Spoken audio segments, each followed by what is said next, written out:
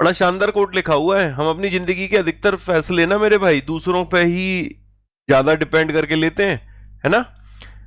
भैया पड़ोसी से पूछ लो क्या करना चाहिए, रिश्तेदारों से पूछ लो कि जिंदगी में मेरे छोरे को छोरी को क्या करना चाहिए। ओके, अरे यार मेरे को इस रास्ते चलना चाहिए कि नहीं चलना चाहिए, अरे मुझे ये करना चाहिए कि नहीं करना चाहिए, है ना।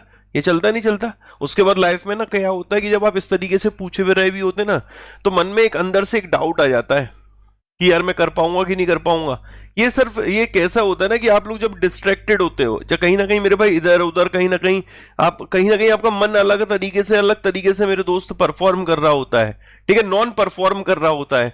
तो उस दौरान कहीं ना कहीं ये सवाल बहुत देखने को मिलते हैं कि मैं एक द्वंद में फंसा रहता हूं। ये सवाल है मेरे भाई, एक द्वंद में फंसा रहता हूं, मैं क्या करूं, क्या इसे करूं कि ये करूं कि वो करूं। ये एक उलझन है बड़ी।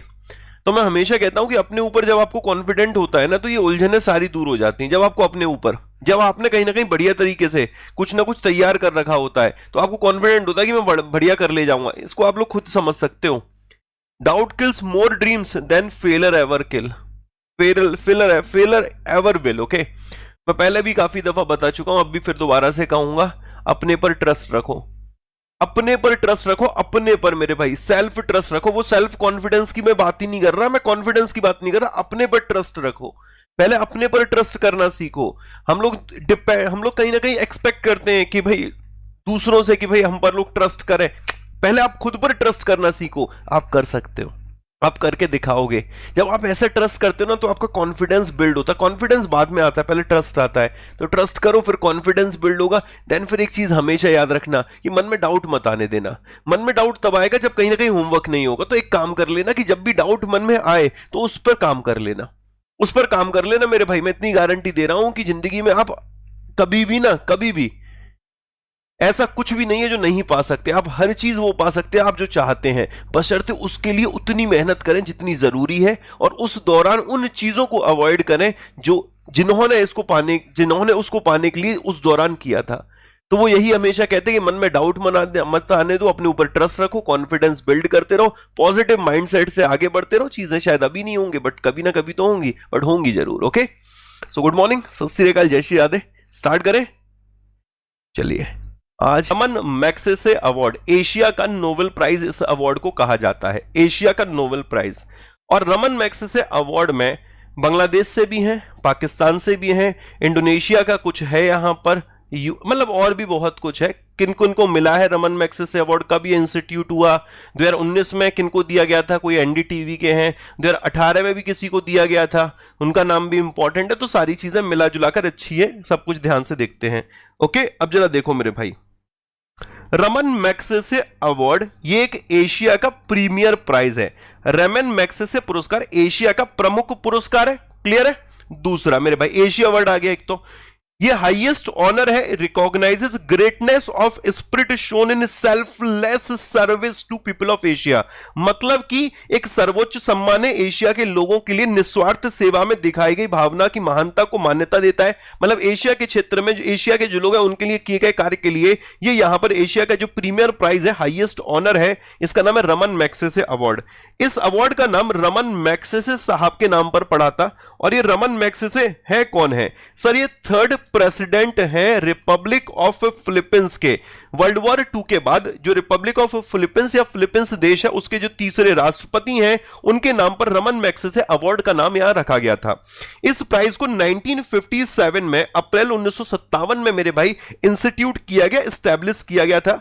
और जो ट्रस्टी हैं, trustee of rock failure brother fund, जो कि न्यूयॉर्क में स्थित है मेरे भाई, ध्यान से सुनिएगा। पुरस्कार की स्थापना अप्रैल 1957 में फिलीपींस सरकार की सहमति से, ओके, फिलीपींस गवर्नमेंट की सहमति से न्यूयॉर्क शहर में स्थित रॉक फेलर ब्रदर्स फंड के ट्रस्टियों द्वारा की गई थी। किसने की थी, कब की थी, ये सारी चीजें क्लियर है। किनके नाम पर ये अवार्ड पड़ा वो क्लियर है, कहां का अवार्ड है ये क्लियर है, और ये एशिया का नोबेल प्राइज भी कहा जाता है। इस अवार्ड में यहां पर अभी जो अवार्डीज आए हैं उनकी लिस्ट तो कुछ इस प्रकार है, ठीक है। ये 5 अवार्डीज की मैं आपको नाम पढ़ाऊंगा, बट उससे पहले कुछ इंपॉर्टेंट पढ़ते हैं। एक है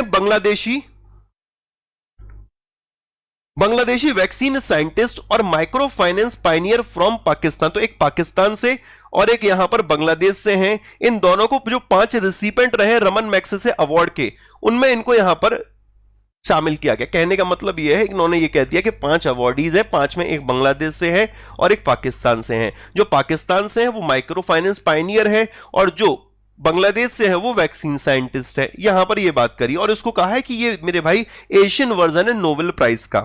अब जरा तसल्ली से सुनिएगा।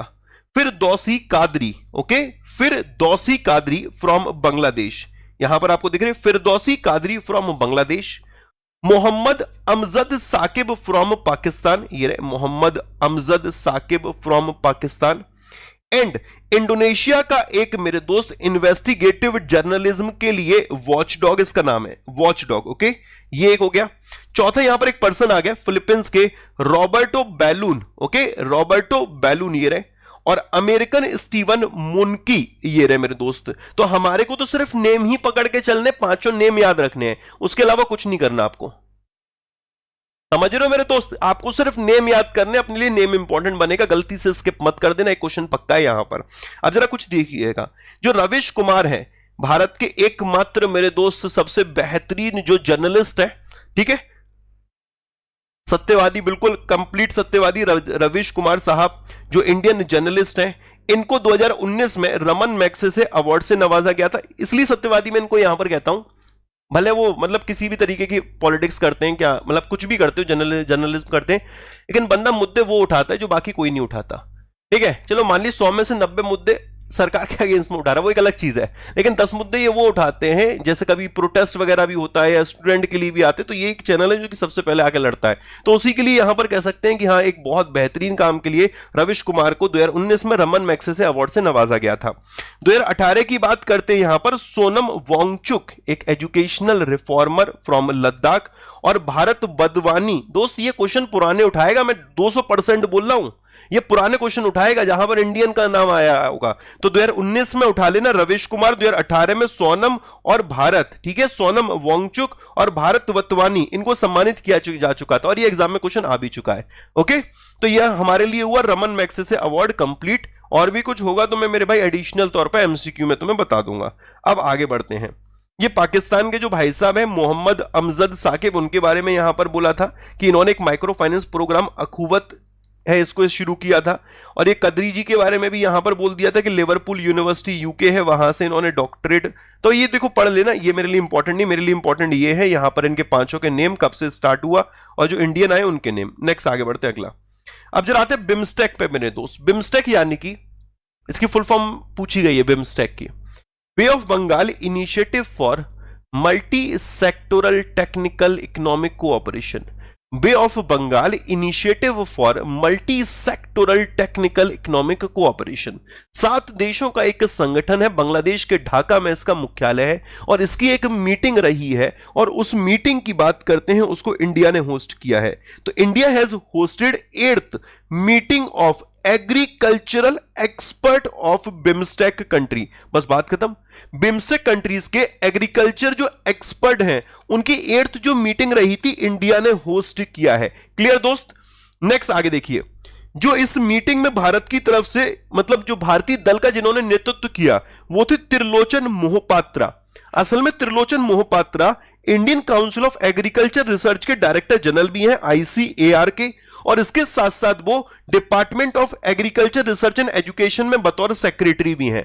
और इन्हीं त्रिलोचन मोहपात्रा ने बिम्स्टेक के एग्रीकल्चर जो एक्सपर्ट हैं उनकी जो एक मीटिंग रही थी 8वीं, उसमें यहां पर शिरकत की थी भारत की तरफ से on behalf of India. Okay, ये पॉइंट क्लियर होगा। बिम्स्टेक 6 जून 1997, 6 जून 1997 को यह बना था। सेक्रेटरीट बांग्लादेश के ढाका में है, बांग्लादेश की कैपिटल ही ढाका है, और सेक्रेटरी जनरल का नाम है तेनजिन लेकफेल। ओके, तेनजिन लेकफेल, और ये भूटान से हैं, भूटान से। मेंबर टोटल 7 हैं, 1 2 3 4 5 6 7, ये तो याद रहेगा ना आपको, ठीक है। और Indian council of agriculture research 1929 में बना था, 16 जुलाई इसका स्थापना दिवस हो गया, और हेडक्वार्टर इसका नई दिल्ली में स्थित है। क्लियर भाई? India hosted 8th meeting of, India has hosted 8th meeting of agriculture expert of BIMSTEC. जो ये बिम्स्टेक है, bay of Bengal initiative for multi sectoral technical economic cooperation, इसकी एक मीटिंग रही थी और इसको इंडिया ने होस्ट किया था। सिंपल है। सवाल मेरा यहां पर यह है कि ये जो मीटिंग रही थी, इस मीटिंग में सॉरी इसका हेडक्वार्टर कहां पर है? सिंपल ये क्वेश्चन है मेरे भाई कि where is the headquarter of BIMSTEC, फटाफट बताइए, where is the headquarter of BIMSTEC?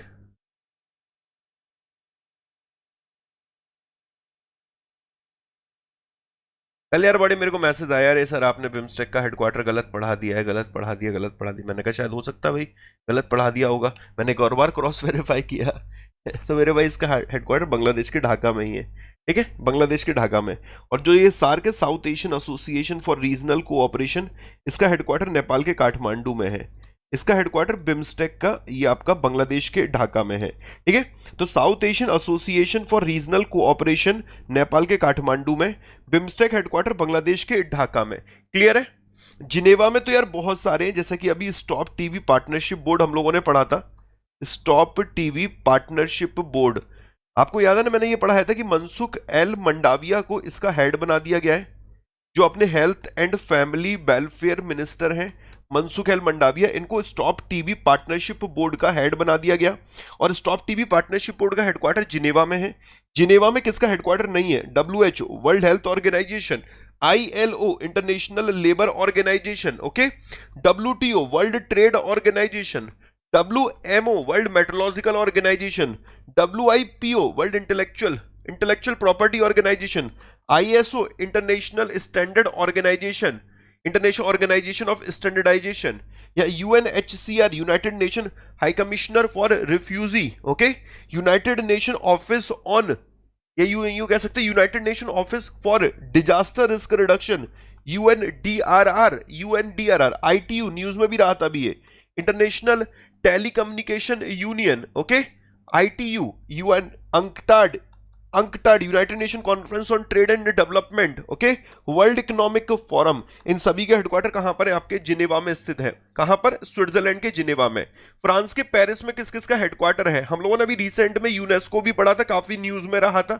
UNESCO का मुख्यालय फ्रांस के पेरिस में।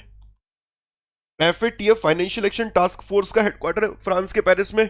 OECD का organisation for economic cooperation and development France के पेरिस में। ISC international science council headquarter France के पेरिस में। ICOMOS international council on monument and site, okay, international council on monument and site, ये सबका headquarter कहां पर है मेरे भाई? फ्रांस के पेरिस में। एक दो बार पढ़ना, अपने आप याद हो जाएगा, ट्रिक व्रिक की जरूरत नहीं पड़ेगी, ओके, ट्रिक की जरूरत ही नहीं पड़ेगी। ICOMOS, ISC, OECD, FATF and UNESCO, इन सबका हेडक्वार्टर कहां पर? फ्रांस के पेरिस में, ओके। लंदन में किसका हेडक्वार्टर है? World gold council, WGC, IMO international maritime organisation, commonwealth of nation, ठीक है, ये कॉमनवेल्थ भी नाम आपको दिख जाएगा, एमनेस्टी इंटरनेशनल, ओके। तो ये ध्यान से सुनिए, world gold council, IMO international maritime organisation, commonwealth of nation, Amnesty International, इन सबका हेडक्वार्टर आपका लंदन में हो गया। आई होप यार पहला सवाल क्लियर होगा।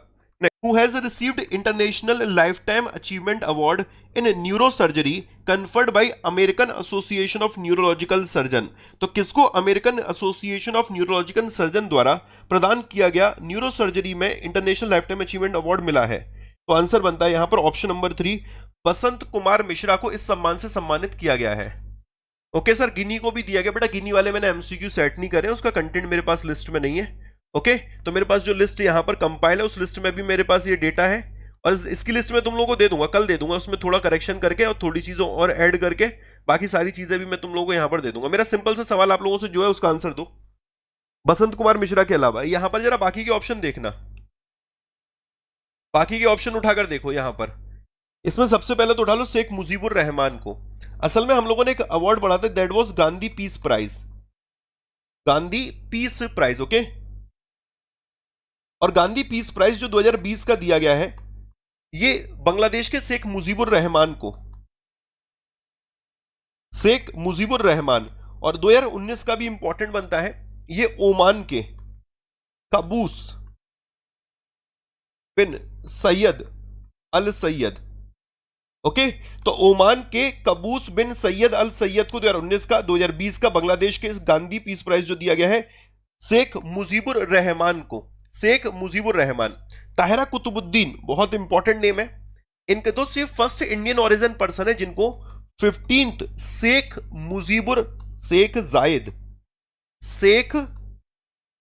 जायद बुक अवार्ड।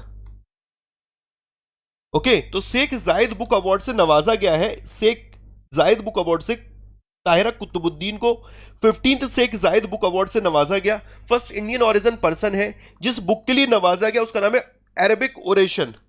अरबिक ओरेशन, ये नाम याद रखिएगा please, Arabic oration. Tahira Qutbuddin clear हो गया, शेख मुजीबुर रहमान क्लियर है, बसंत कुमार मिश्रा क्लियर है, और ये सितसी डान रैम्बगा। ओके, सितसी डानगा रैम्बगा, यार क्या नाम है यहां पर, सितसी डानगा रैम्बगा। इनको पेन प्रिंटर प्राइज दिया गया है, पेन प्रिंटर प्राइज 2021, और ये भी भाई जिम्बाब्वे से है। कहां से? जिम्बाब्वे से। और जो पहला नंबर है ना, जो पहला ऑप्शन है यार, ये सुपर मोस्ट इंपॉर्टेंट है, पहला वाला। अगर तुम लोगों को थोड़ा सा भी याद आ रहा हो, अवार्ड का नाम पुलित्जर प्राइज। और पुलित्जर प्राइज में जो स्पेशल अवार्ड दिया गया था, स्पेशल अवार्ड, जॉर्ज फ्लॉयड थी उनकी गर्दन पे, यूएस के एक पर्सन था जो पुलिस वाला था, उसने पैर रख लिया था, फिर वो मर गए थे, याद है ना? जॉर्ज फ्लॉयड, उनकी वीडियो बनाई थी, और वो वीडियो बनाई थी इन्हीं ने, डार्नेला फ्रेजियर ने।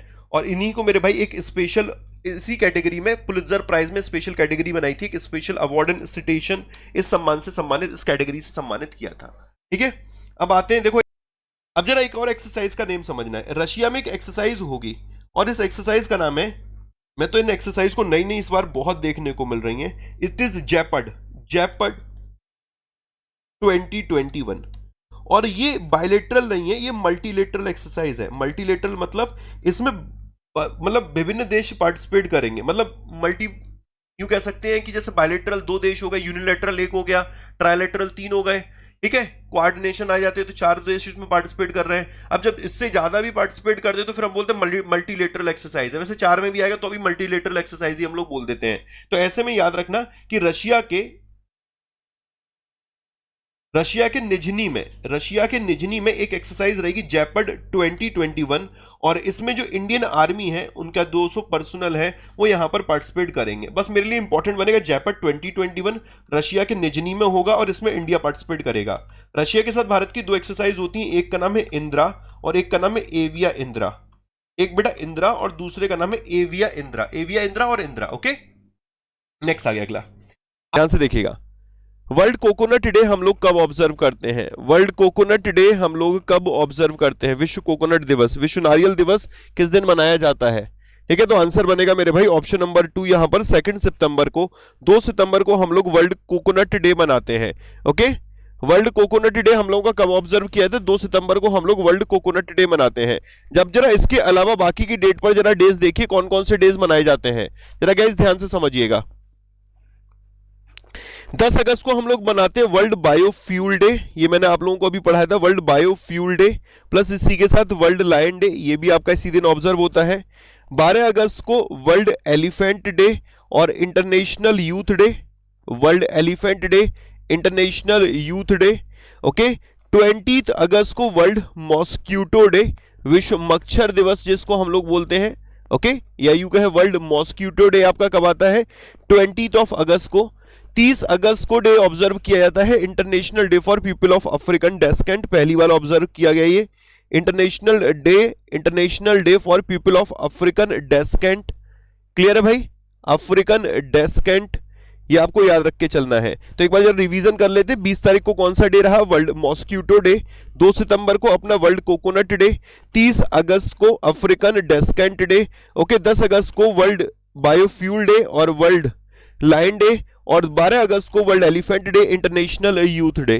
क्लियर है? चलिए नेक्स्ट अगला सवाल। 200 personnel contingent of Indian Army will participate in multi-nation exercise being held at Nizhny Russia. मतलब यह है कि भारतीय सेना का 200 सैनिकों का एक दल दिनांक 3 से लेकर 16 सितंबर 2021 तक रूस के निजनी में, कहां पर? रूस के निजनी में आयोजित होने वाले एक बहुराष्ट्रीय अभ्यास में भाग लेगा। सवाल यह कि what is the name of exercise? Exercise का नेम क्या है? What is the name of exercise? Okay मेरे भाई आंसर बनेगा ऑप्शन नंबर 1 जेपर्ड। ओके, इस एक्सरसाइज का नाम क्या है? जेपर्ड, ये आपको याद रखना है। अच्छा, अल नागा ईस्टर्न ब्रिज, अल नागा ईस्टर्न ब्रिज और नसीम अल बहर, ओके, नसीम अल बहर, ये जो एक्सरसाइज होती हैं ये किसके साथ होती हैं भाई? ये ओमान के साथ एक्सरसाइज होती हैं, क्लियर है? और ये किसके साथ होती है आपकी? जैर अल बहर, ये कतर के साथ भारत की एक्सरसाइज है। लेमेत्ते किसके साथ है? सेशल्स के साथ, ओके, सेशल्स। और ये मैत्री किसके साथ है? थाईलैंड के साथ। भाई साहब एक लाइन में याद रख के चलना है, ओके। तो मैत्री एक्सरसाइज थाईलैंड के साथ, लेमेत्ते एक्सरसाइज सेशल्स के साथ, जैर अल बहर कतर के साथ, अल नागा ईस्टर्न ब्रिज नसीम अल बहर ये ओमान के साथ भारत की एक्सरसाइज होती हैं। अगला सवाल, विच IIT Dale Steyn has announce his retirement from all forms of cricket? कोई दिक्कत नहीं है। He is from which country? असल में डेल स्टेन है, इन्होंने क्रिकेट के सभी प्रारूपों से रिटायरमेंट का अनाउंसमेंट कर दिया है। और ये किस देश से है? आंसर बनता है भाई साहब ये साउथ अफ्रीका से है, ओके, साउथ अफ्रीका से। अब जरा ध्यान से सुनिए, बाकी के ऑप्शन देखिएगा जरा, बाकी के जरा ऑप्शन देखिए। यूएस भी ऑप्शन में है, यहां पर और भी देश ऑप्शन में है, जैसे कि ताजिकिस्तान की बात करें। असल में मैंने आपको एक एससीओ पढ़ाया था, संघाई कोऑपरेशन ऑर्गेनाइजेशन, उसकी हेड्स ऑफ स्टेट की मीटिंग, किसकी? हेड्स ऑफ स्टेट की मीटिंग होगी, ओके। एससीओ की जो हेड्स ऑफ स्टेट की मीटिंग होगी, इसको कौन होस्ट करेगा बेटा? इसको होस्ट करेगा 2021 में ताजिकिस्तान, और 2022 में 2022 में it will be hosted by Uzbekistan, okay. इसे उज्बेकिस्तान 2021 2022 ये उज्बेकिस्तान होस्ट करेगा। अच्छा, इसके अलावा और भी तो देश न्यूज में रहे हैं यहां पर, कोई बता सकता है किस पर्पस से? देखो यार बहुत सारे पर्पस से कोई ना कोई पर्टिकुलर देश न्यूज में रहा ही है। अभी रिसेंट में हम लोगों ने एक इंडेक्स पढ़ा था, global cyber security index, global cyber security index, okay. और ये जो ग्लोबल साइबर सिक्योरिटी इंडेक्स रहा था, इसमें अपना प्यारा जो भारत है, इंडिया जो है, इसकी रैंक क्या थी? 10वीं थी। इसको किसने जारी किया था? इंटरनेशनल टेलीकम्युनिकेशन यूनियन ने, आईटीयू ने। और इसमें टॉप पर कौन सा देश रहा था? यूएस। यूएस ने इस इंडेक्स को टॉप किया था, क्लियर? यूएस ने इस इंडेक्स को यहां पर टॉप किया था। इसके अलावा रशिया के साथ भारत की एक एक्सरसाइज होती इंद्रा, और एक एक्सरसाइज होती एविया इंद्रा, एक इंद्रा और एक एविया इंद्रा। और चाइना किस वजह से न्यूज में रहा था मेरे भाई? सुपर मोस्ट इंपॉर्टेंट है चाइना वाला, तो मतलब डेफिनेटली आपके एग्जाम में आना है चाइना वाला। मतलब वर्ल्ड हेल्थ ऑर्गेनाइजेशन ने अभी एक देश को मलेरिया फ्री डिक्लेयर किया है। यह क्वेश्चन बनेगा कि अभी हाल फिलहाल किस देश को वर्ल्ड हेल्थ ऑर्गेनाइजेशन के द्वारा मलेरिया फ्री डिक्लेयर किया गया है? तो उस देश का नाम यहां पर बनता है मेरे दोस्त चाइना। डन। अभी हाल फिलहाल यूएस में एक और पर्पस से न्यूज में रहा था, ग्लोबल स्टार्टअप इकोसिस्टम रैंकिंग, ये हम लोगों ने पढ़ी थी, जिसमें जो इंडिया की रैंकिंग है 20th, भारत इसमें 20th प्लेस पे रहा था, और यूएस ने इस रैंकिंग में टॉप किया था, ओके। अगला सवाल देखना मेरे सेशन पसंद आ रहा है तो प्लीज यार एक बार शेयर जरूर करते चलिएगा, ठीक है? एक बार जरूर शेयर करते चलना। नेक्स्ट आगे बढ़ते हैं। वैसे करोगे नहीं मुझे मालूम है, बट कहने का मेरा फर्ज बनता है, अगर तुम कर दोगे तो वो तुम्हारा फर्ज भी बनता है, okay. Which state has decided to rename Rajiv Gandhi national park as Orang national park? अब होता नहीं खरबूजे को देख के खरबूजा रंग बदलता है, तो ये कर रहा है। और भी बहुत स्टेट है, एक नागरहोल को लेकर भी मेरे भाई एक अर्जी दी गई है कि कृपया करके उसका नाम भी बदला जाए। तो अपने लिए पहले तो मुद्दे की बात है, यहाँ पर यही असम का स्टेट है, असम स्टेट है, असम का ये नेशनल पार्क है, और इसका नाम बदलकर औरंग नेशनल पार्क फिर से किया जाएगा। कौन कौन से नेशनल पार्क असम में है? देब्रू साईखोबा, काजीरंगा, मानस, नामेरी, ओके, और Dehing Patkai national park, Raimona national park और औरंग नेशनल पार्क, ओके। तो 1 2 3 4 5 6 टोटल मिलाकर यहां पर 7 नेशनल पार्क है। कर्नाटक में अंसी, बंदीपुर, बनरघट्टा, कुदेरमुख, नागरहोल, ओके। अंसी, बंदीपुर, बनरघट्टा, कुदेरमुख, नागरहोल, ये सारे नेशनल पार्क आपके कर्नाटक राज्य में है। केरल राज्य में अनामुदी 16, पंपादम 16, ओके, अनामुदी 16, पंपादम 16, मत्थीकेतन 16, तो 16 16 16 अनामुदी, पंपादम, मत्थीकेतन। इसके अलावा इराविकुलम, पेरियार और silent valley, okay, Eravikulam, Periyar, silent valley, ये क्लियर होना चाहिए, है ना भाई साहब? यहां पर तमिलनाडु में कौन से? देखो मैंने साउथ के इसलिए रखे हैं थोड़े से क्योंकि इन्हीं को याद करने में दिक्कत सबसे ज्यादा आती है। तमिलनाडु में कौन कौन से है? गुंडी नेशनल पार्क, ओके, गुंडी, मुदुमलाई, अन्नामलाई, ये तो दोनों साथ में हो जाएंगे, मलाई मलाई, Mudumalai, Annamalai. Gulf of Mannar, marine national park, Mukurthi और पलानी हिल्स। ध्यान से देखिएगा, Guindy national park, Mudumalai, Annamalai, gulf of Mannar marine, Mukurthi, Palani hills national park, ये आपके तमिलनाडु में हो गए। हिमाचल प्रदेश में कौन कौन से मेरे भाई? हिमाचल प्रदेश में ग्रेट हिमालयन, पिन वैली, इंदर किला, खिरगंगा, सिंबलवारा, ये तो एक ही फ्लो में याद हो जाएंगे, ग्रेट हिमालयन, पिन वैली, इंदर किला, खिरगंगा, सिंबलवारा। ठीक है मेरे भाई।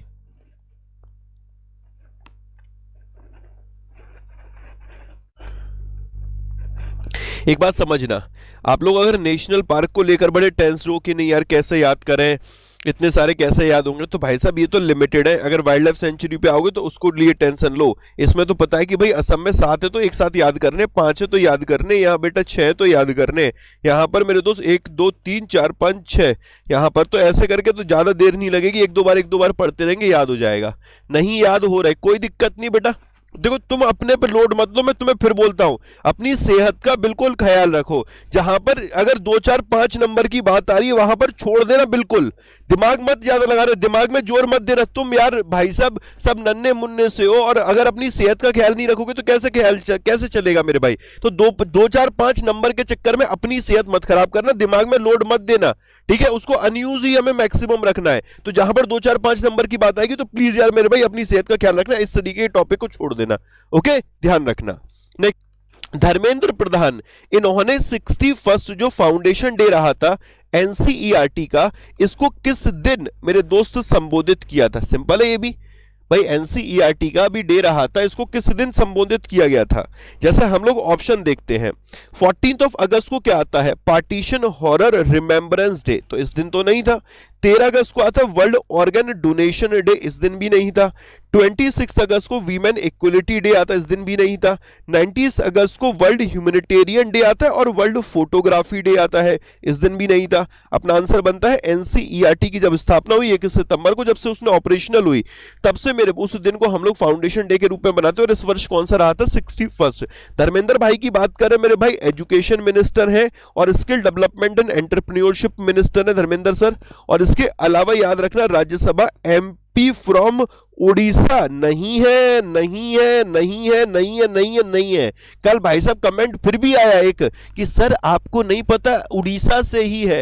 ए भाई, Rajya Sabha MP from Madhya Pradesh, okay, not from Orissa, इसको पढ़ लेना, ओके। 26 को बेटा वीमेन इक्वलिटी डे है। नेक्स्ट आगे बढ़ते हैं, अगला देखते हैं। वैसे भाई साहब एग्जामिनर कितने सेशन देखते हैं, मेरा दिल बाग बाग हो जाता है इतने एग्जामिनर को देख देख के। तो मतलब मैं मिलिटरली में मतलब फैन हो गया भाई साहब अपना ही, मतलब मैं देखकर कि भाई इतने सारे एग्जामिनर हैं भाई साहब, इतने सारे एग्जामिनर में तुम सबको रिक्रूट कर लूंगा भाई। तुम मुझे बस अपना सारी डिटेल्स भेज दिया करो, इतनी योग्यता लेकर तुम कहाँ जाओगे भाई, ठीक है। तो मेरी शरण में आ जाओ यार, दोनों मिल बांट के काम करेंगे, बढ़िया रहेगा। तुम्हारे इनपुट मेरे इनपुट दोनों के इनपुट जब जुड़ जाएंगे तो देखो आउटपुट ही आउटपुट आता रहेगा। अब जरा देखो, न्यू डेवलपमेंट बैंक जिसको कि हम लोग बोलते हैं ब्रिक्स बैंक, एनडीबी, या जिसको हम लोग बोलते हैं ब्रिक्स बैंक, असल में इसमें जो टोटल सदस्य हैं वो 5 हैं। Brazil, Russia, India, China, south Africa. Brazil, Russia, China, south Africa. Brazil, Russia, India, China, south Africa. अब इसमें यहां पर एक देश शामिल किया गया, बांग्लादेश। असल में एक देश नहीं है, यहां पर टोटल मिलाकर देखेंगे आप लोग तो ये देखिएगा, ये 5 देश तो पहले से इसमें शामिल है, ओके। अब जो नए 3 देश आ गए हैं, ये यूनाइटेड अरब अमीरात, उरुग्वे और बांग्लादेश। तो टोटल मिलाकर अब इसमें कितने मेंबर हो जाएंगे? अभी मोहर लगना बाकी है फाइनल, बट फिर भी टोटल मिलाकर अब कितने होने वाले हैं? 8 मेंबर इसमें होने वाले हैं। हमारे लिए इंपॉर्टेंट बनेगा मेरे भाई यूनाइटेड अरब अमीरात, उरुग्वे और बांग्लादेश, ओके। यूनाइटेड अरब अमीरात, उरुग्वे और बांग्लादेश, जरा गौर फरमाइएगा। New development bank established by BRICS countries in 2015 has approved Bangladesh as its new member, and Bangladesh के अलावा उरुग्वे और यहां पर यूनाइटेड अरब अमीरात भी इसके नए मेंबर बने हैं, ठीक है भाई, डन। न्यू डेवलपमेंट बैंक, इसका हेडक्वार्टर कहां पर है सर? संघाई, चाइना के संघाई में इसका मुख्यालय है। दूसरा पॉइंट, न्यू डेवलपमेंट बैंक के हेड कौन है, मतलब इसके जो अभी प्रेसिडेंट है वो कौन है? मार्कोस प्राडो ट्राइजो, मार्कोस प्राडो, ये इतना याद रख लोगे ना तो अभी काम चल जाएगा कि मार्कोस प्राडो ट्राइजो, इसके यहां पर मेरे दोस्त प्रेसिडेंट है। असल में ये जो मार्कोस प्राडो ट्राइजो है ये किस कंट्री से है? ये क्वेश्चन पूछा जा सकता है कि मार्कोस प्राडो ट्राइजो ये किस देश से हैं? Any idea? ओके, बहुत बढ़िया, अति सुंदर। ब्राजील से कि साउथ अफ्रीका से हैं? बहुत बढ़िया, ब्राजील से। ये क्वेश्चन आपके एग्जाम में पूछा जा सकता है। ठीक है, ये ब्राजील से है। नेक्स्ट आगे बढ़ते हैं, अगला देखते हैं। Gujarat government will host 12th defence expo 2022। आज के द हिंदू में भी आया ये वाला कि जो 12th डिफेंस एग्जीबिशन का हो, डिफेंस एक्सपो बोलिए या यूं कहे 2022 की डिफेंस एक्सपो बोलिए, ये कहां पर होगी? गुजरात के गांधीनगर में इसको आयोजित किया जाएगा। तो गुजरात के गांधीनगर में 12th डिफेंस एक्सपो 2022 रहेगी, इसको आयोजित करेंगे। ओके, अच्छा, असल में अभी गुजरात का एक शहर बहुत इंपॉर्टेंट है, इसका नाम है धौलावीरा, जो कि न्यूज में रहा था। इसे सुपर मोस्ट इंपॉर्टेंट मार्क करिएगा, धौलावीरा। तो यूनेस्को ने अभी जो भारत का एक शहर है धौलावीरा, इसको यूनेस्को वर्ल्ड हेरिटेज की जो लिस्ट है इसमें शामिल किया है। और ये जो हड़प्पन शहर है जिसको शामिल किया गया, इसके साथ टोटल यूनेस्को सिटीज में, total UNESCO world heritage side में जो भारत के हैं, टोटल वर्ल्ड हेरिटेज साइड वो कितनी हो गई हैं? तो भाई ये क्वेश्चन तो आपके एग्जाम का बनना है। टोटल मिलाकर 40 हो गई हैं। अभी रुक जाइए, एक और चीज मैं आपको बता रहा हूं। हम लोगों ने अभी हाल फिलहाल एक और बहुत इंपॉर्टेंट पॉइंट पढ़ा था, दैट वाज रामसर कन्वेंशन। कल भी मैंने तुम लोगों को पढ़ाया था, आज भी बता रहा हूं। रामसर कन्वेंशन में भी कुछ अभी हाल फिलहाल बदलाव किए गए। बदलाव क्या, कुछ एडिशन किए गए। वो क्या एडिशन किए गए मेरे दोस्त? हरियाणा के अलावा जरा बताइएगा, भिंदवास और सुल्तानपुर के अलावा बताना मेरे दोस्त, सुल्तानपुर के अलावा। बहुत बढ़िया, बहुत बढ़िया। असल में एक Thol lake wildlife sanctuary है, Thol lake wildlife sanctuary है, और एक Wadhvana, Wadhvana wetland. Okay, Wadhvana wetland. तो ये जो Thol lake wildlife sanctuary और वदवाना वेटलैंड है, ये दोनों आपके गुजरात में है। और इसके साथ टोटल मिलाकर 46 रामसर साइट हो गई भारत में। देखिए, ये दोनों जो है ये मेरे भाई गुजरात से हैं, और दो हरियाणा से और अभी हाल फिलहाल शामिल किए गए थे। एक है सुल्तानपुर नेशनल पार्क, वो मेरे भाई गुरुग्राम में ही है, गुड़गांव में ही है। और एक Bhindawas wildlife sanctuary, Bhindawas wildlife sanctuary है, ये झज्जर में है। ओके, तो टोटल मिलाकर जो अभी यहां पर 4 और नए ऐड हो गए, 2 हरियाणा से, 2 गुजरात से, दोनों हरियाणा से क्लियर है, दोनों गुजरात से क्लियर है। इसके साथ टोटल रामसर साइड भारत में हो गए 46, गुजरात क्लियर। नेक्स्ट यार, ये न्यूज एग्जाम का पार्ट बन चुकी है, और एग्जाम में यहां से क्वेश्चन पूछा जाता है, और इसको जरा ध्यान से समझना। नाउ एशिया का जो ओल्डेस्ट फुटबॉल टूर्नामेंट है, इसका नाम है डूरंड कप। और ये जो डूरंड कप होगा ना, ये बेटा कोलकाता में होगा। ये हम लोगों ने पढ़ लिया था, लेकिन यहां पर आया कि आने वाले नेक्स्ट 5 सालों में भी ये कहां पर रहेगा? कोलकाता में। ओके, तो एशिया का जो ओल्डेस्ट फुटबॉल टूर्नामेंट है, एग्जाम का क्वेश्चन तो यूं इस प्रकार बनेगा कि ये जो टूर्नामेंट है ना, मतलब ये जो डूरंड कप है, it is related to which sport? ध्यान से समझना, जो ये डूरंड कप है, it is related to which sport? So दोस्त, it is related to the football. Durand cup के अलावा और कौन कौन से टूर्नामेंट है which is related to the football? Any idea? हाँ सर, आइडिया तो आ रहा है, दिमाग में कुछ ना कुछ स्ट्राइक कर रहा है। सर, हम लोगों ने सुब्रतो कप पढ़ा था। हाँ बेटा, बहुत बढ़िया। सुब्रतो कप के अलावा हम लोगों ने एक रोबर्स कप पढ़ा था। हाँ जी, बहुत बढ़िया, रोबर्स कप। एक हम लोगों ने पढ़ा था कलिंगा कप। ठीक है, कलिंगा कप। इसके अलावा डूरंड कप तो सामने हो ही गया, ये डूरंड कप। ठीक है, इसके अलावा कोलंबो कप, कोलंबो कप, और भाई एक संतोष ट्रॉफी। ठीक है, तो Subroto cup, Rovers cup, Kalinga cup, Durand cup, Colombo cup, Subroto trophy, all related to the football. Okay, ये सब की सब फुटबॉल से संबंधित है। नेक्स्ट, अगला सवाल, अगला न्यूज। अब जरा देखिए, ये है निर्मला सीतारमन, इनको जरा गौर से देखिएगा। ये भाई साहब कौन है? ये यूके के ट्रेजरी चांसलर, इनका नाम है ऋषि सनक। ओके, अब ये दोनों ने मीटिंग करी है। इस मीटिंग को नाम दिया है 11th India United Kingdom economic and financial dialogue. ध्यान से समझिएगा, एडिशन एग्जामिनर पूछेगा। India United Kingdom economic and financial dialogue, it was 11th, ये 11वां संस्करण रहा था। और इसको वर्चुअली निर्मला सीतारमन, जो अपनी वित्त मंत्री हैं, इन्होंने चेयर किया था। और इनके साथ साथ यूनाइटेड किंगडम के जो ट्रेजरर हैं, चांसलर हैं, ऋषि सनक, इनके द्वारा किया गया था। बस इतना नाम पकड़ लेना। सर एक्सरसाइज की, डेज की, फाइनेंशियल अवेयरनेस की पीडीएफ दे दीजिए सर, लाइक कर दिया। अरे वाह भाई वाह, बहुत बढ़िया, क्या बात है? बस लाइक कर दिया और बस सब कुछ चाहिए है।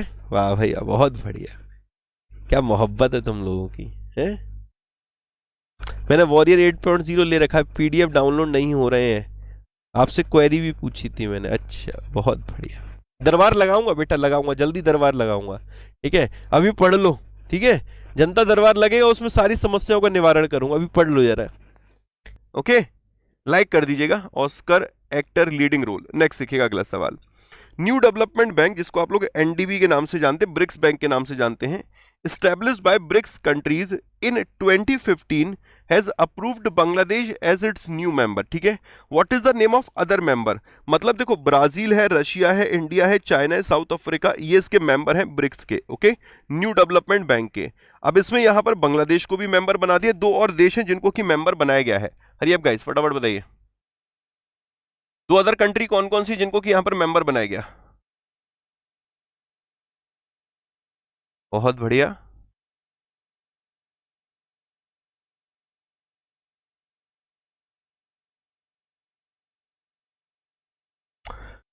Option number fifth, United Arab अमीरात, यूएई और उरुग्वे।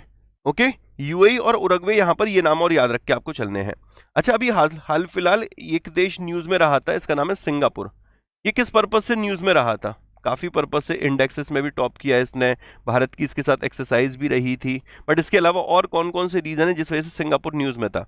एक बहुत इंपॉर्टेंट है, अभी कोई फ्लोटिंग करके कोई शायद सोलर पावर प्लांट है या कुछ, ये इसकी मतलब सिंगापुर स्थित कोई कंपनी बनाई है अभी रिसेंट में, अगर याद आ रहा हो मेरे भाई आपको। सनसीप ग्रुप, सनसीप ग्रुप याद आ रहा है? सनसीप ग्रुप, ये सनसीप ग्रुप सिंगापुर का है और इसने क्या कहा है कि ये 2 बिलियन यूएस डॉलर खर्च करेगा। किस चीज पे? 2 बिलियन यूएस डॉलर खर्च कर रहा है। असल में वर्ल्ड का लार्जेस्ट,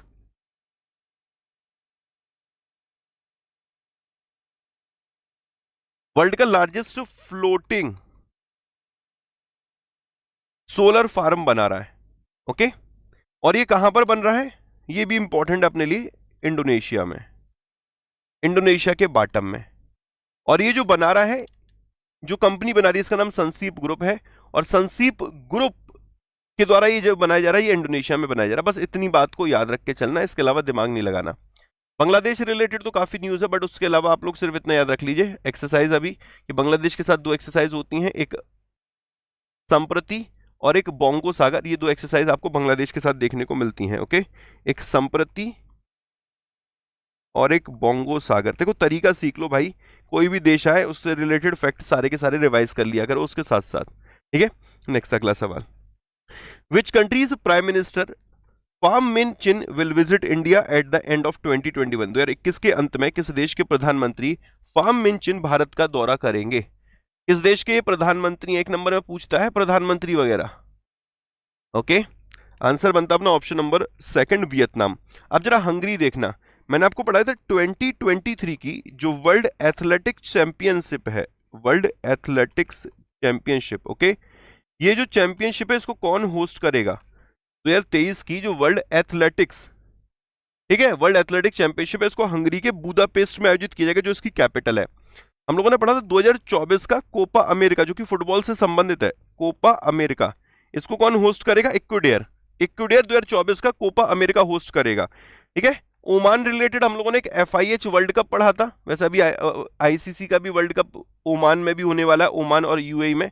बट उसके अलावा हम लोगों ने अभी एक पढ़ा था 2024 का, 2024 का FIH international hockey federation hockey 5S world cup. Okay, ये एक वर्ल्ड कप का प्रारूप है, 2024 का FIH hockey 5S world cup. इसका वेन्यू क्या है? ओमान, ओमान के मस्कट में रहेगा। तो ध्यान से समझ लीजिए, 2024 का कोपा अमेरिका ये कहां पर है? इक्वेडर में। 2023 का वर्ल्ड एथलेटिक्स चैंपियनशिप कहां पर है? हंगरी के बुदापेस्ट में। 2024 का FIH hockey 5S world cup कहां पर है? ओमान में। तो वेस्ट इंडीज कौन सा होस्ट करने जा रहा है? 2022 का 2022 का ICC under-19 cricket world cup. Okay, ये दोस्त जो ICC क्रिकेट वर्ल्ड कप है पुरुषों का है, इसके साथ महिलाओं का जरूर याद रखिएगा, 2021 में ICC under 19 cricket world cup पहली दफा होगा और महिलाओं का जो देश होस्ट करने जा रहा है वो बांग्लादेश है। देखो बांग्लादेश न्यूज में आ गया यहां पर, ठीक है। अच्छा, इसके अलावा कोपा अमेरिका रिलेटेड एक फैक्ट बता सकते हो कि 2021 का कोपा अमेरिका कहां पर हुआ है? 2021 वाला कोपा अमेरिका, 2021 का जो कोपा अमेरिका फुटबॉल टूर्नामेंट है ये कहां पर हुआ है? पहले ही सर अर्जेंटीना में होने वाला था, फिर इसके बाद ये जो होस्ट किया गया ब्राजील के द्वारा होस्ट किया गया, और इसमें जो विनर रहा है वो अर्जेंटीना रहा था, विनर अर्जेंटीना। और अर्जेंटीना ने हराया किसको था? ब्राजील को हराकर ये टूर्नामेंट अपने नाम किया था, ठीक है, डन। नेक्स्ट देखना अगला सवाल, who have been appointed chairman of the central board of direct taxes? Central board of direct taxes के सीएमडी कौन बने? फटाफट बताइए मेरे दोस्त, central board of direct taxes के सीएमडी कौन बने हैं?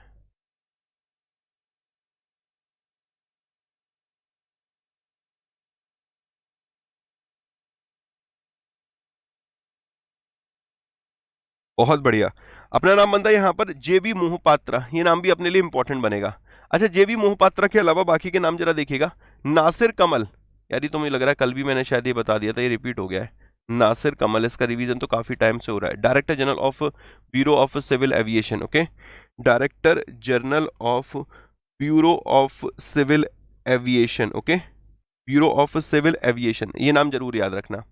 इसके अलावा बॉसमराज बोमई, बॉसबराज एस बोमई, ये कर्नाटक के नए चीफ मिनिस्टर बने हैं, Karnataka new chief minister, okay. J B Mohapatra clear है। अब्दुल्ला साहिद, कौन है ना भूल सकता है, यूनाइटेड नेशन जनरल असेंबली के 76th ये प्रेसिडेंट, जो 76th United nation general assembly है उसके प्रेसिडेंट के तौर पर यहां पर अपॉइंट किया गया अब्दुल्ला साहिद को, और ये मालदीव्स के विदेश मंत्री हैं, फॉरेन मिनिस्टर हैं। Rakesh Asthana, Delhi police commissioner, Delhi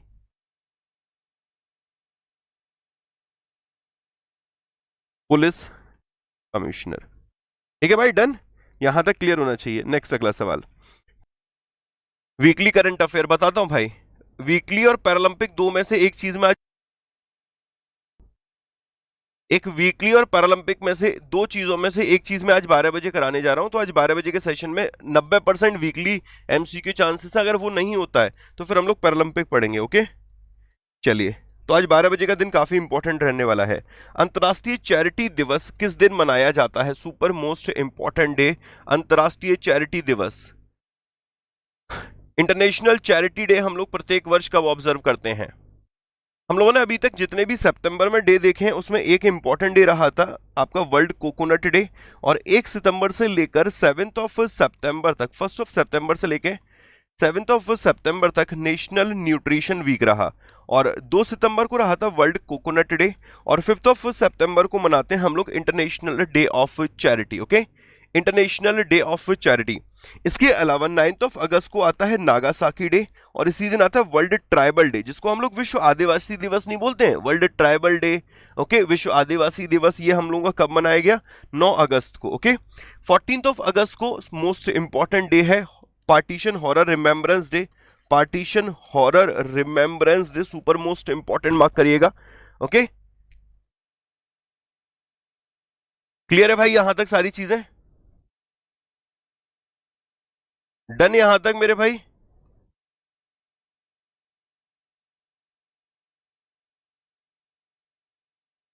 who is the managing director of solar energy corporation of India? Back to back दोनों ही नए अपॉइंटमेंट है ये, ठीक है। तो दोस्त ध्यान से सुनिए, who is the managing director of solar energy corporation of India? तो भाई साहब आंसर बनेगा ऑप्शन नंबर 4, सुमन शर्मा को। Suman Sharma has been appointed as the managing director of solar energy corporation of India. अब जरा इसमें से पहला वाला ऑप्शन देखना, सीको हसीमोटो, हम लोगों ने टोक्यो ओलंपिक पढ़ा था, हाँ जी सर पढ़ा तो था टोक्यो ओलंपिक। उस टोक्यो ओलंपिक में, पैरालंपिक की बात नहीं कर रहा हूं, टोक्यो में ओलंपिक की बात कर रहा हूं।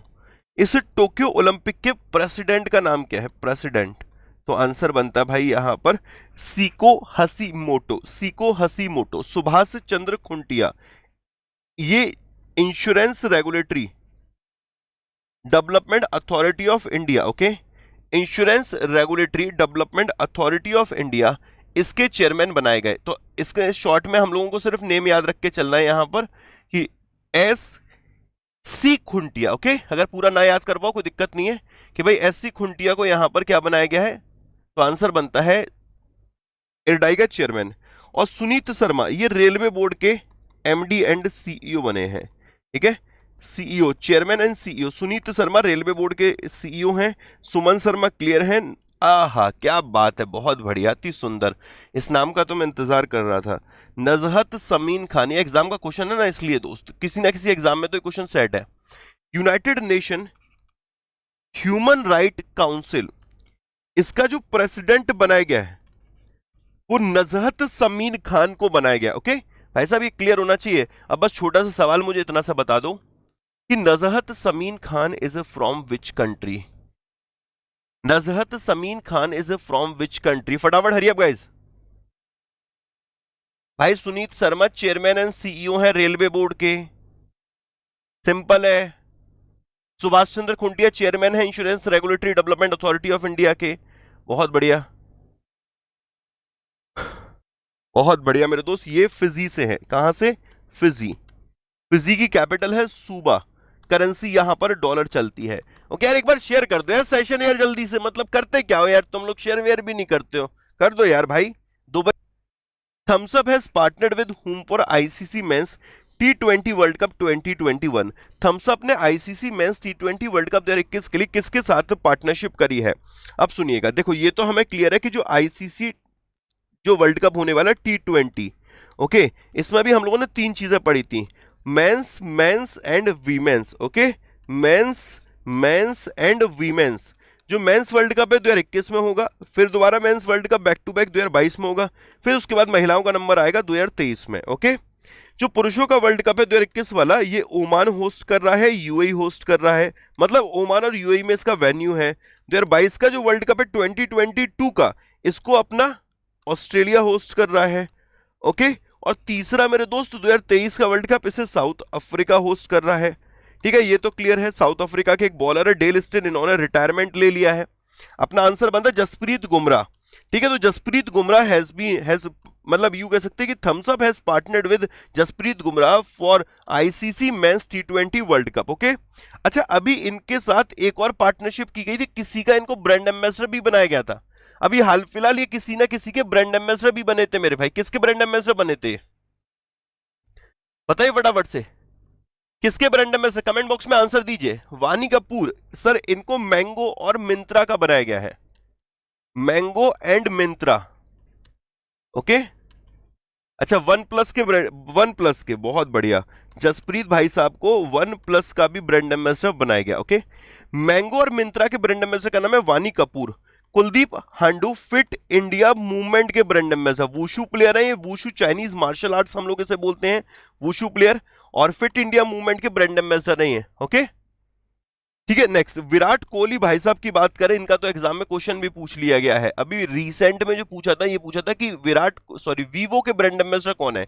वीवो हो गया, ठीक है, डिजिट इंश्योरेंस हो गया, ग्रेट लर्निंग हो गया, विज हो गया, इसके ब्रांड एम्बेसडर विराट कोहली भाई। एक बार फिर सुन लो, Vivo, digit insurance, great learning और विज, इन सभी के ब्रांड एम्बेसडर विराट कोहली हैं। श्रद्धा कपूर सुन साथिया वही वाली, ठीक है, तो श्रद्धा कपूर किसकी ब्रांड एम्बेसडर बनी है?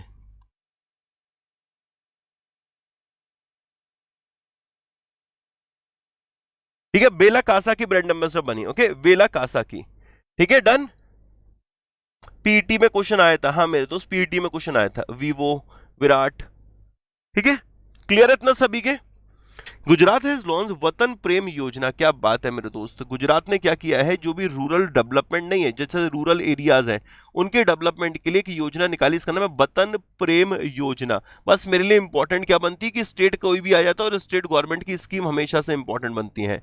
ओके, तो वतन, जैसे कि रूरल डेवलपमेंट के लिए, इसको याद रखना, ये वर्ड रूरल डेवलपमेंट के लिए किस स्टेट के द्वारा एक वतन प्रेम योजना लॉन्च की गई है? तो आंसर बनता है sir, it is Gujarat. Gujarat के द्वारा इस योजना को लॉन्च किया गया है। क्लियर है भाई, डन है यहां तक? उसमें भी रहे थे। गुजरात के नेशनल पार्क कौन कौन से हैं? बहुत बढ़िया, अति सुंदर, गिर फॉरेस्ट, ब्लैक बक, मरीन और Vansda. Okay, Gir forest, blackbuck, marine और वंसदा लिख लेना। Gir forest, blackbuck, okay, blackbuck, और एक और कौन सा रहा था, मरीन, मरीन, और एक था वंसदा। ये नाम तो मेरे लिए इंपॉर्टेंट बनेगा। प्लस इसके अलावा अभी हम लोगों ने एक देखा था यूनेस्को की जो वर्ल्ड हेरिटेज साइट है, उसमें एक तो 39th जो बना था अपना, वो मेरे भाई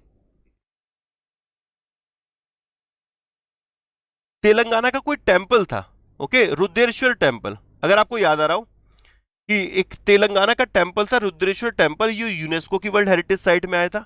और उसके अलावा यूनेस्को की वर्ल्ड हेरिटेज साइट में एक धौलावीरा, गुजरात का एक शहर है धौलावीरा, उसको भी इसमें शामिल किया गया था। तो ये आपको याद रखना है कि हरप्पन सिटी धौलावीरा है, उसको यूनेस्को की धौलावीरा, नाम याद रखना, धौलावीरा, ठीक है, ये यूनेस्को की वर्ल्ड हेरिटेज साइट में शामिल किया गया है। और इसके साथ ही यहां पर टोटल मिलाकर जो भारत की वर्ल्ड हेरिटेज साइट बन गई हैं, वर्ल्ड हेरिटेज साइट की लिस्ट में जो आ गई हैं, वो टोटल मिलाकर 40 आ गई हैं। जो 39 है, इट वॉज रुद्रेश्वर टेम्पल या फिर रामप्पा टेम्पल। ये रामप्पा टेम्पल जो है वो आपका तेलंगाना में है। एक तो एक इंटरेस्टिंग चीज और आप लोग यहां से समझोगे, जो ये धौलावीरा नहीं है, जो कि रन ऑफ कच्छ में, गुजरात के रन ऑफ कच्छ में लोकेटेड है, ये गुजरात का 4th है, मतलब गुजरात का 4था है, जो कि यूनेस्को की वर्ल्ड हेरिटेज साइट में शामिल किया गया है। इससे पहले गुजरात के वो 3 कौन से हैं जिनको शामिल किया जा चुका है? तो एक तो है रानी की बाव, ओके, जो पटन टाउन में है, ठीक है, एक नोट के पीछे भी छपी है, और दूसरा चंपानेर फोर्ट है, और तीसरा है अहमदाबाद सिटी, ठीक है, अहमदाबाद सिटी। क्लियर हो रहा है दोस्त? यहां तक क्लियर है? देखो सेशन में अगर मजा आ रहा है तो घबराइए नहीं, शर्माइए नहीं बिल्कुल भी, और तुरंत की तुरंत एक बार दोस्त जल्दी से सेशन को लाइक कर दीजिए। मैं समझ रहा हूं तुम शेयर वेयर नहीं करोगे, बट कोई दिक्कत नहीं है, तुम लोग एक बार लाइक कर दो मेरे भाई, उसी में मुझे तसल्ली मिल जाएगी। फटाफट से लाइक कर दो, 4800 बच्चे देख रहे हैं, और अभी भी हमारे पास 20 मिनट का टाइम बाकी है, तो फटाफट फटाफट मेरे भाई एक बार शेयर करना स्टार्ट कर दो।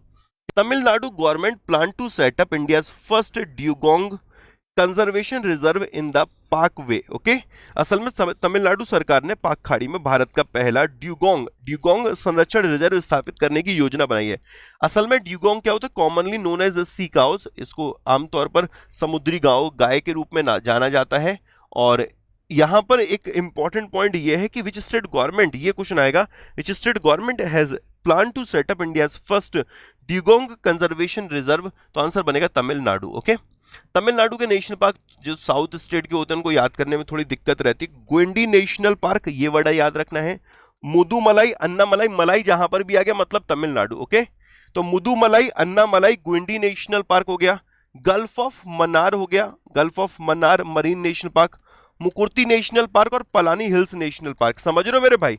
ये क्लियर हो रहा है? Gulf of Mannar, sorry, Guindy national park, Mudumalai, Annamalai, gulf of Mannar marine national park, Mukurthi national park, और Palani hills national park, all are located in Tamil Nadu.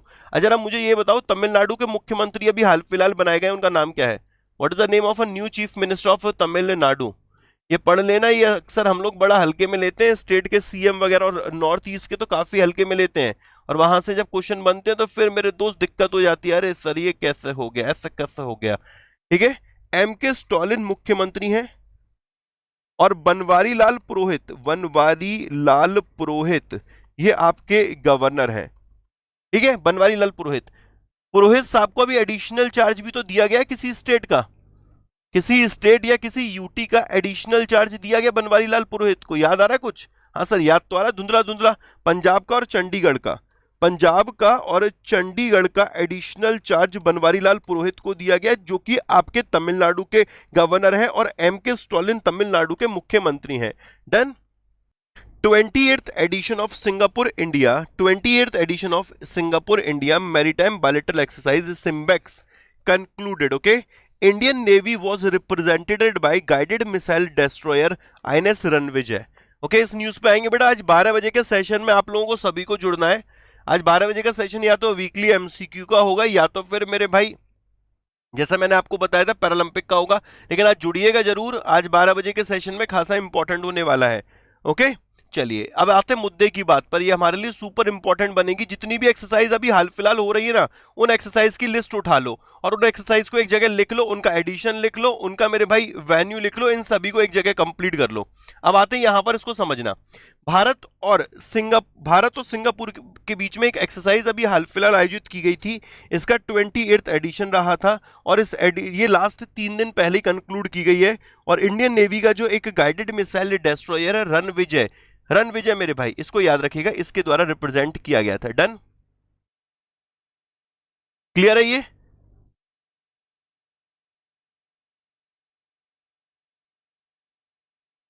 Okay अच्छा, सिंगापुर के साथ भारत की और कौन कौन सी एक्सरसाइज होती हैं? सिंगापुर, सिम्बेक्स, बोल्ड कुरुक्षेत्र, और एक होती है Agni warrior. Okay, SIMBEX, bold Kurukshetra और अग्नि वॉरियर। अब देखो क्या लिंक करता हूं यहां पर। अभी यूके और यूनाइटेड स्टेट ने एक एक्सरसाइज को को होस्ट किया था, ध्यान सुनिएगा, उसका नाम था सी ब्रिज ड्रिल। सी ब्रिज ड्रिल मल्टीनेशनल एक्सरसाइज थी ये, सी ब्रिज ड्रिल्स। और इस एक्सरसाइज को यूके और यूएस के द्वारा, एक नेवी की एक्सरसाइज थी जो कि आपकी काले सागर में, ब्लैक सी में आयोजित की गई थी। ओके, को होस्ट किसने किया था? यूके यूएस ने। इंडिया, श्रीलंका और मालदीव्स, इनके बीच में एक वर्चुअल एक्सरसाइज हुई थी। ओके, ट्राइलेटरल एक्सरसाइज रही थी मैरीटाइम सिक्योरिटी पर, और इसका नाम था TTX 2021। TTX 2021। ओके, डन है यहां तक? अभी एक एक्सरसाइज रही थी कटलस एक्सप्रेस, और ये जो कटलस एक्सप्रेस थी ईस्ट कोस्ट ऑफ अफ्रीका में, ये एक्सरसाइज रही। और इसमें इंडियन नेवी का शिप तलवार है, INS तलवार, इसने पार्टिसिपेट किया था। क्वाड कंट्री के बीच में एक एक्सरसाइज रही थी, क्वाड जो नेशन नहीं है, इंडिया, USA, जापान और ऑस्ट्रेलिया। ओके, इन देशों के बीच में एक एक्सरसाइज रही, चारों देशों के बीच में, इसका नाम है मालाबार। और ये कहां पर रही थी सर? ये कोस्ट ऑफ गुआम। और ये जो एडिशन था इसका 25वां संस्करण रहा था, 25। क्लियर है भाई? 25th एडिशन रहा था। इंडियन नेवी की एक एक्सरसाइज रही, देखो कल ही पूछा गया IDBI में, सऊदी अरब वाला पूछ लिया उन्होंने, अल मोहिद, ये क्वेश्चन पूछा है परसों ही, अल मोहिद अल हिंदी। हल्के में लेते हो ना तुम लोग, अरे sir exercise is not important, हाँ ठीक है कोई दिक्कत नहीं। अल मोहिद अल हिंदी, ये भारत की और सऊदी अरब के बीच में एक्सरसाइज रही थी। ओके, अल मोहिद अल हिंदी। एक एक्सरसाइज इंडिया और UAE के बीच में भी रही थी। ओके, भारत और UAE के बीच में एक्सरसाइज रही थी, इसका नाम था जायद तलवार। अब ये हो सकता है ये वाला एग्जाम में पूछ ले, जायद तलवार। ठीक है, ये रिसेंट के चल रहे सारे के सारे। जायद तलवार किसके साथ है? ये इसके साथ है।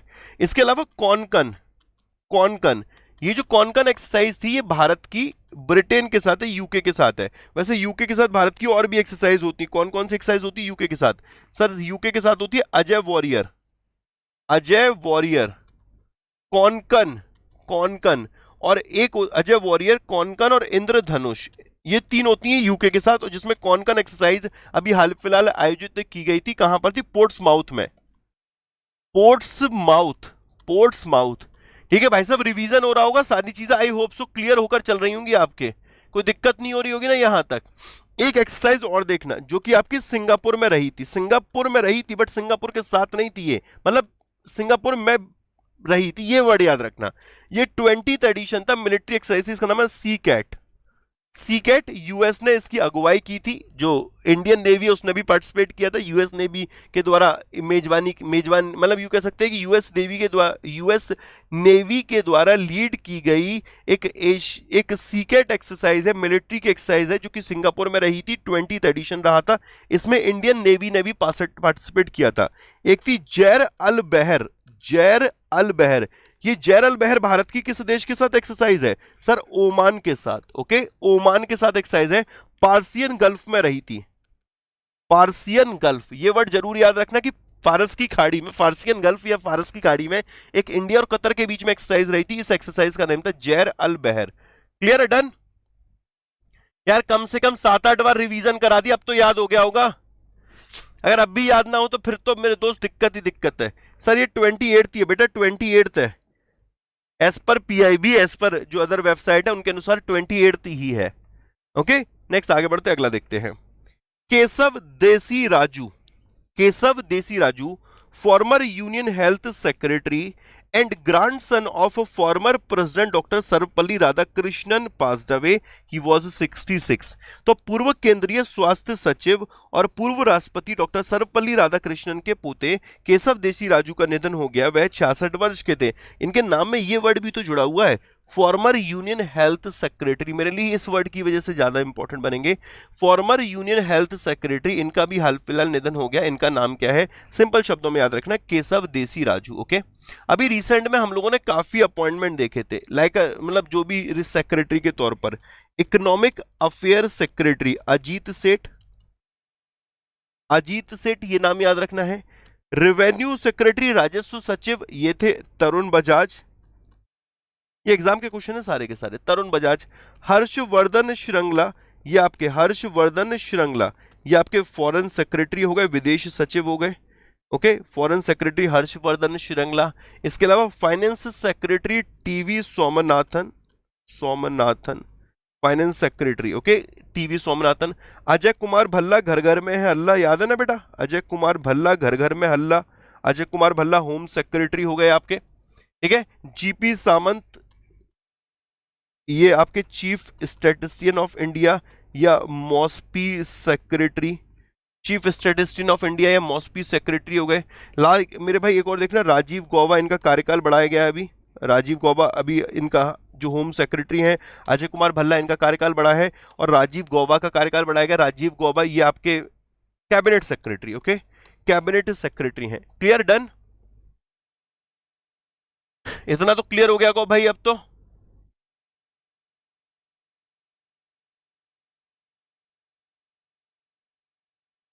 Finance secretary, expenditure secretary TV Somanathan है। अजय कुमार भल्ला होम सेक्रेटरी हैं। सर हमारा बार 20th एडिशन है, 25th नहीं है बेटा। तुम जो जो जो चौधरी बन रहे हो ना, तुम 20 टिक कर लेना, ठीक है। बाकी जितने बच्चे बेटा 25 करना, क्योंकि लास्ट ईयर है ना एग्जाम में 24 बार पूछा गया था। मैंने लास्ट ईयर तुम्हें 24 पढ़ाया था, एग्जाम में 24 आया था। इस साल 24 के बाद बेटा 25 आता है, तुम्हारी गिनती में 20 आने लगा है क्या? है मतलब ऐसी बात करते हो यार सब, मतलब मैथ भी तुम लोग मेरे को इतनी अच्छी पढ़ा रहे हो। अरे वाह भाई वाह गुरु, मतलब एक से एक उस्ताद है आज के दिन तो सब, मतलब कॉन्फिडेंस देखो। अरे जहां मैं गलत हूंगा ना वहां गलत में एक्सेप्ट कर लूंगा, डोंट वरी।